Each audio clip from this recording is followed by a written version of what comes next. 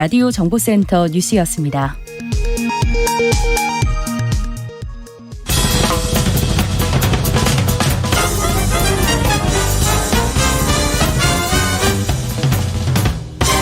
훅 인터뷰. 모두를 위한, 모두를 향한, 모두의 궁금증 훅 인터뷰. 윤석열 빼고 다 바꾼다. 국민의힘 선대위가 쇄신의 칼을 빼들었습니다. 그런데 어떻게 칼을 휘두를지 윤석열 후보는 이틀째 고심 중입니다. 이런 가운데 안철수 후보의 지지율이 올라가면서 대선 변수가 되고 있습니다. 단일화는 어떻게 될까요? 야권 상황 어떻게 보고 계신지 이것저것 다 물어보겠습니다. 이상돈 중앙대 명예교수, 안녕하십니까? 네, 안녕하세요. 건강하신지요? 네, 그저 그렇게 살고 있습니다. 복 많이 받으십시오. 네, 고맙습니다. 자, 문재인 대통령이 박근혜 전 대통령을 사면했습니다. 네. 이 부분은 어떻게 보십니까? 저는 좀 진작 좀 했어야 했다고 보죠. 예, 그랬는데 좀 늦은 것은 좀 시기적으로 좀 순고롭게 한 것도 있고, 어쩌면 좀 박근혜 전 대통령이 사면이 빨리 되면은 아마 좀 야권의 지금과는 좀 상황이 달랐을 수 있지 않았을까, 아마 그런 고려도 하지 않았을까, 이제 제 단순한 추측입니다. 네. 이명박 전 대통령 사면은 어떻게? 전 그때 확실히만 했어요. 거기 네. 사면하면 나 1인 시위하겠다고. 그래요? 왜 이명박 전 대통령? 질이 완전히 그 질이 다르죠. 그 완전히 수준이 다른 얘기요. 제 기본적으로 이명박 전 대통령과 그 사람들은 대법원 판결에 승복하지 않고 정치 보복이라고 말하지 않습니까? 네. 그런 사람은 어떻게 사면을 합니까? 대법원의 판결 권위를 부정하는 사람은 어떻게 사면해요? 아니, 박근혜 전 대통령도 박근혜 대통령은 아예 그냥 법원을 무시했는데요. 재판을 포기해버린 거죠, 완전히. 네. 거기다 이의를 제기한 게 아니죠. 알겠습니다. 넘어가겠습니다. 오늘은 물어볼 게 많아서요. 국민의힘 선대위 총사퇴, 김종인 위원장도 그만둬야 된다, 누구도 그만둬야 된다, 지금 도미노처럼 사퇴 릴레이 이어지고 있습니다. 이 상황 어떻게 보십니까? 저는요, 처음부터 이렇게 삼김, 말하자면 김종인 박사, 김한길 전 의원, 김병준 교수, 전 네. 교수 이렇게 좀 모으고 네. 이렇게 하는 게, 거대하게 하는 게 그게 기능을 하느냐. 네. 저도 이런 선거 받지 않습니까? 네. 그거 별 도움 안 되고 서로 그냥 불협화음만 나올 수 있는 구도예요. 그러니까 설계를 잘못한 거예요. 그렇습니까? 네, 기본 설계를 잘못한 거예요. 네. 네. 그런데요. 그러면 이준석 대표의 당은 국민의힘에서 역할은 어떻게 보고 있습니까? 지금 그래도 당 대표가 됐으면은 좀 자중하고 제 위치를 찾아서 선거를 무리 없이 끌고 가지 않겠는가 봤는데 그게 전혀 아니잖아요. 그리고 이준석 대표 지난 10년 동안에 단 하루도 입을 쉬는 날이 없었을 거예요. 네. 입을 다물고 못 사는 아마 그런 습관이 돼서 네. 당대표가 이렇게 말 가볍게 하는 게 아니거든요. 예. 난 거기서 기본적으로 문제가 생겼다고 봐요. 그것도 상당한 부분 예고가 됐다고 봅니다. 네. 아까 설계가 잘못됐다고 말씀하셨는데 후보 빼고 다 바꿔야 된다. 근데 선대위가 후보 빼고 다 바꿀 수 있을까요? 바꾸면 또 잘 돌아갈 수 있을까요? 근데 이게 단순하게 삼김과 이준석 대표만의 책임이냐. 가장 큰 책임은 후보가 문제가 있는 거 아닙니까? 예. 그리고 나는 본인도 그렇고 그쪽에 좀 선거에 대하는 사람들, 당 지도부도 그렇고 이게 생각을 잘못한 거예요. 박근혜 전 대통령, 문재인 대통령 선거 때 이렇게 언론에 무차별적으로 피폭이 됐습니까? 노출이 됐습니까? 네. 아니죠. 그 됐으면 어떻게 됐겠어요. 그렇죠. 그러니까 정제한 언어로 인터뷰 조짐하고 웬만한 것은 다른 스피커들이 대신해서 2번 선거를 이겼잖아요. 네. 근데 윤석열 후보 검사 이렇게 하고 나는 솔직히 내가 법대 나와서 알지만은 네. 법조인 친구들 다 이렇게 높이 한 사람입니다. 네. 그거 외에는 별로 인문사회 교양이 부족해요. 네. 그런 사람을 갖다가 그냥 완전히 길바닥에 내놓은 거잖아요. 네. 그러니까 여기저기서 사고 나서 완전히 지금은 희화화돼 버렸잖아요. 네. 그러니까 본인도 자기 자신은 몰랐고 예. 주변 사람이 이 선거를 어떻게 치러야 되는다에 관한 전술 전략이 기본적으로 난 부족했다고 봐요. 이렇게 해서는 안 되는 거였어요. 이렇게 해서는 안 된다. 김종인 위원장도 비슷한 얘기했습니다. 그러면서 윤 후보한테 선대위가 해준 대로 연기해달라 이렇게 주문했다 언급했는데 이 부분은 국민이 보기에는 정말 조금 좀 납득이 안 됩니다. 그거는 이렇게 몇 사람들이 얘기하면서 우리 이렇게 해야 되겠다 하고 사석에서 그냥 하는 얘기지. 그걸 공개적으로 말하게 되면 이 후보가 완전히 그냥 이거 뭐가 됩니까? 후보의 권위는 땅에 떨어지죠. 이미 땅에 떨어졌어요. 땅에 떨어진 거 더 떨어뜨린 거죠, 완전히. 그래서 이거는 김종인 박사가 굉장히 경솔하게 발언을 한 거고 뭐 담을 수도 없고 뭐 이게 온통 화제가 이거잖아요. 네. 아니 예전에도 미국에서도 그렇고 영화에서도 그렇고 영화에 대해서는 또 교수님도 지적해 주셨습니다. 레이건 대통령 얘기도 하면서 원래 대선 후 주자들은 이렇게 연기를 했다 이런 얘기도 합니다. 국민의힘에서는. 근데 그거는 잘 모르는 얘기고 로널드 레이건 대통령은 그 단순한 배우가 아닙니다. 그 자기 자신의 문장을 얼마나 잘 쓰고. 네. 육필로 쓴 책이 나오고 역대 대통령 중에서 육필로 글을 제일 많이 쓰는 사람이 로널드 레이건이에요. 네. 그건 그 사람들이 거기 그러니까 아무것도 몰라. 거기 내가 볼 때는 모르는 얘기고. 네. 저기 로널드 레이건은 자기 기본적인 철학을 갖고 있던 사람이고 모든 그 분야를 다 자기가 섹터를 자기가 이렇게 모아서 80년에 선거에 승리를 했죠. 네. 지금 영화 본 사람도 있을까 모르겠는데 네. 그 덴젤 워싱턴과 메릴 스트립이 주연한 그 만추리안 캔디데이트 그러니까 만추리안 후보라는 영화가 있어요. 예. 그 1962년에 흑백으로 나왔던 영화를 리메이크한 건데 네. 대충 스토리는 그거예요. 이 만추리안은 뭐냐 그러면은 원래 1962년 영화가 한국 전쟁 때 그 중공군한테 포위돼서 세뇌를 당해가지고서 미국에 들어와서 일종의 슬리핑 쉘 숨어 있는 그 공산권에 간첩이 돼서 그 사람이 정계에 진입하고 큰 역할을 하는 뭐 그런 스토리예요. 근데 예. 이것을 2004년에 리메이크 했는데 그 패턴은 바뀌었는데 거기 보면은 이게 2004년 영화에서는 이라크 전쟁에서 전공을 세우고 기억상실했는데 그게 명예문장을 받고 그걸로 해서 하원 의원이 되고 부통령까지 해도 부통령 당선이 됩니다. 그런데 네. 이 사람은 기억이 조작된 것을 본인은 몰라서 자기 어머니 상원 의원이 시키는 대로 따라해서 부통령까지 됐어요. 그런데 예. 이제 그것을 나중에 이제 자기 기억이 잘못된 거를 알게 돼서 마지막에 파국이 일어나서 결국에는 자기가 총을 맞고 죽는 거고 이제 거대한 음모가 실패하는데 이게 뭐냐 그러면은 그래서 이제 영어 표현으로 그 만추리안 프레지던트 이렇게 부른 경우가 있어요. 네. 그래서 오바마 대통령을 갖다 공화당에서는 저건 그냥 배우가 따로 있다 해서 그 만추리안 프레지던트라고 불렀어요. 그래서 네. 그 용어가 거기서 나온 거예요. 그런데 이것도 마찬가지로 뭐 대통령 후보는 그냥 아무것도 모르니까 내세우고 내가 뒤에서 시키는 대로 하겠다는 건 꼭 그 영화잖아요. 네. 그래서 내가 좀 그 영화 본 거 새삼스럽다고 해서 오늘 내가 몇 글자 페이스북에다가 적었죠. 네. 그걸 보신 모양이네요. 교수님. 네. 그러면 이제 김종인 위원장은 어떻게 될까요? 이준석 대표는 어떻게 될까요? 글쎄. 나도 모르겠습니다. 국민의힘은 어떻게 될까요? 국민의힘이 이렇게까지 되고 나서 이렇게 반전을 또 하기는 상당히 좀 쉽지가 않을까 이렇게 생각을 합니다. 줄리님께서 이상도님 정권 교체 여론 때문에 윤석열 후보가 된다고 하시잖아요. 정권 교체 여론이 워낙 높아서 네. 국민의힘이 절대적으로 유리한 상황이었습니다. 그런데 지금은 정권 교체 여론도 뚝뚝 떨어집니다. 네, 그러니까 이렇게까지 되리라는 것은 솔직히 누가 예상을 했습니까?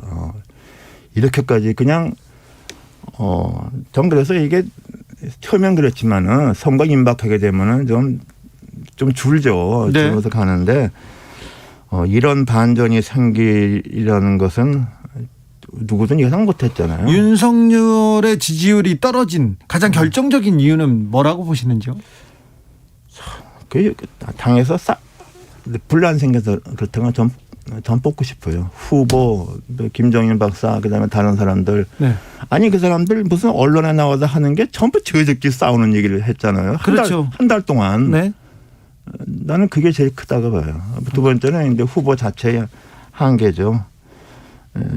그랬는데 설마니 뭐 이렇게까지 급속하게 뭐 되리라고는 누가 예상했겠습니까? 네. 자기들도 예상 못했을 거예요. 네. 배우자 김건희 씨 문제가 큰 화제였는데 그것보다는 후보의 문제, 그것보다는 또 당내 갈등이 결정적인 이유였다. 당내에서 김종인, 이준석 그리고 선대위 전혀 그 후보를 도와주지 않고 또 후보하고도 또 화합해서 목소리를 같이 내지도 못했습니다. 1719님께서 안철수 후보 지지율이 높아지면서 여야 모두 러브콜을 하고 있는데 만약 안철수 후보로 단일화된다 해도 국힘에서 이거 검토하는 걸까요? 물어봅니다. 안철수 후보와 단일화는 어떻게 보십니까? 네, 그거 제가 지난번에 2017년 대선 때에도 안철수 후보가 이제 지지율이 높았잖아요. 네, 훨씬 높았죠. 그래야지만 이제 그게 점차 좀 이렇게 줄어들었죠. 네. 그때 이제 단일화 문제 얘기했을 때 제가 어디서 뭐 인터뷰할 때 그게 쉽지 않을 거다. 반문연대가 쉽지 않을 거다. 왜냐? 나는 우리의 전통적인 보수 그다음에 영남에 기반을 둔 그러니까 너무 쉽게 생각해서는 안 된다. 네. 그리고 대선에 지더라도 당이 살아야만 되지 않습니까? 네. 만일에 안철수 후보로 당시 단일화 했다 하더라도 네. 그러면 선거에 이기느냐? 나는 그렇지 않다고 봐요. 네. 그렇게 되면 그냥 그 당이 그냥 무너지는 거잖아요. 네. 그 홍준표 대표가 2등을 해서 그 당을 살렸지 않습니까? 네. 그 똑같은 게 난 지금도 좀 그런 정서가 있다고 봐서 그리고 단일화가 이렇게 이게 너무 인위적인 거고 이렇게 더 이상 그런 감동도 나는 좀 없고 일단 그게 하기가 어렵다고 봅니다. 윤석열 후보하고 그러면 국민의힘 윤석열 후보와 안철수 후보와의 단일화 가능성은 조금 떨어집니다. 전 희박하다고 봐요. 희박하면. 네. 근데 그러면 안철수 후보는 완주합니까?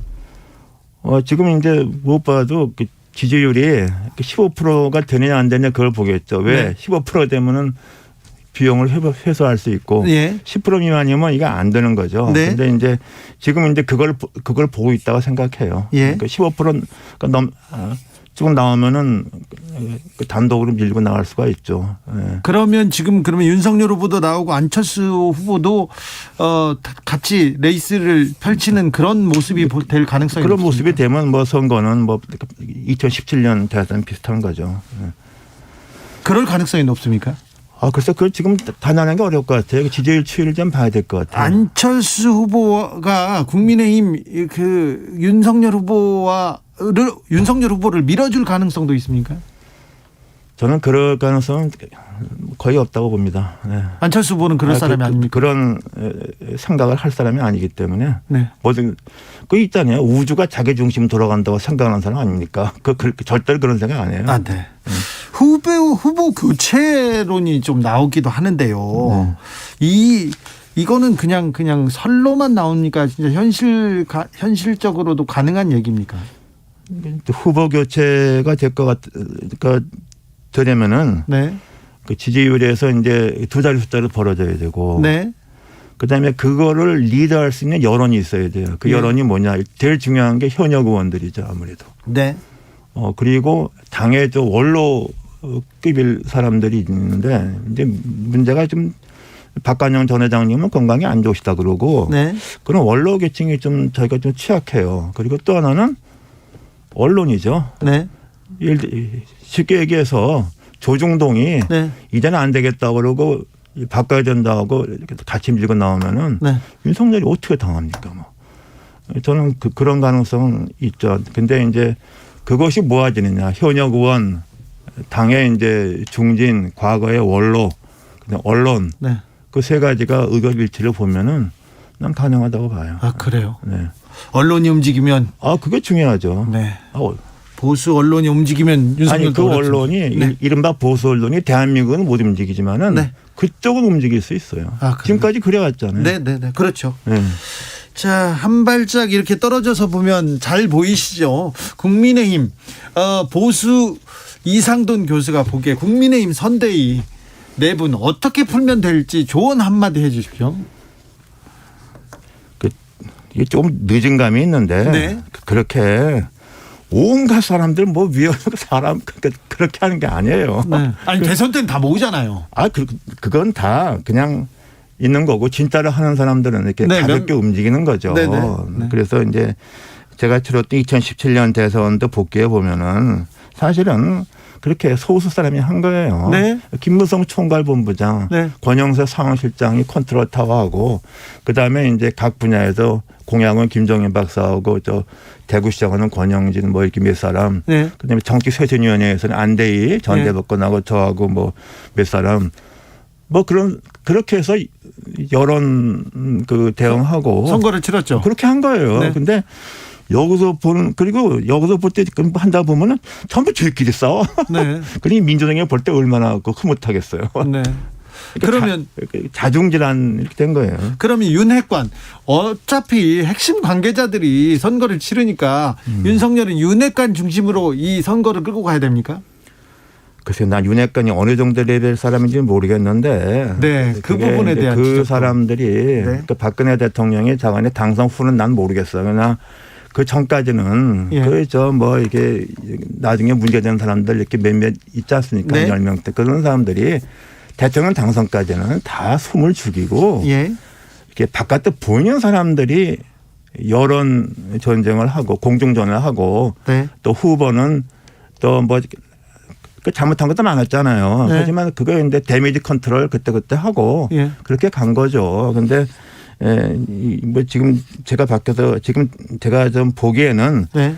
좀 보이지 않는 그 주변 사람들이 그런 후보가 그런 사람들의 역할을 좀 압축하고 다른 사람들을 좀 그야말로 좀 여론을 이끌 수 있는 사람들을 동원을 해서 네. 해야 되는데 그게 잘 안 되는 것 같아요. 그러니까 익명성의 윤핵관이 어느 정도의 사람들인지 알 수가 없잖아요. 네네. 교수님이 칼럼에서 기권과 차악을 선택을 강요받는 그런 상황이라고 이렇게 했는데 역대급 비호감 대선이라는 말이 지금 계속 네, 그렇죠. 나돌아다닙니다. 네. 뭐가 문제입니까? 아니 지금 윤석열 후보도 그렇지만 이재명 후보도 지금 과거에 이런 거 등등등 이런 게 별로 과거 같으면 그게 됩니까? 솔직한 얘기로. 네. 근데 좀 이런 건 있어요. 과거에 1972년에 미국 대통령 선거 때 민주당의 유력 주자였던 에드먼드 머스키 상원 의원이 자기 그 부인이 알코올 중독이라고 그것도 좀 잘못 나온 기사예요. 그 기사를 보고서 자기 부인이 이렇게 썼다고 눈물을 흘렸다 그러는데 눈물 흘린 것도 아니고 눈이 흐른 건데 네. 눈물 흘리는 사람이 대통령 될 수 없다고 해서 낙마해 버렸어. 예. 그런데 최근에 들어와서 힐러리 클린턴, 트럼프 이거 흠이 너무 많아서 더 이상 그 두 사람 다 그렇잖아요. 네. 과거에 온갖 얘기가 많잖아요. 네. 그거 보면 우리나라도 또 힐러리와 트럼프 같이 과거에 이런 것은 다 접어두고 네. 그 미래 투표를 해야 되는 상황인 것 같아요. 네. 그러니까 참 이게 참 뭔지 모르겠고 그때 이제 2016년에 많은 공화당에서의 그야말로 그 브레인이었던 몇 사람들이 이번 선거는 자기도 공화당이지만은 네. 묻지 마로 힐러리를 찍어야 된다고 그랬어. 그때는요. 2016년에 그런 네. 사람이 워싱턴 포스트의 조지 윌, 데이비드 프롬, 유명한 사람들이야 다. 보수주의자들. 그런 농객으로 당당한 사람들, 네. 그런 사람들이 이번 선거는 지금 이것저것 따질 게 아니다. 힐러리의 과거의 흠을 따질 게 아니다. 네.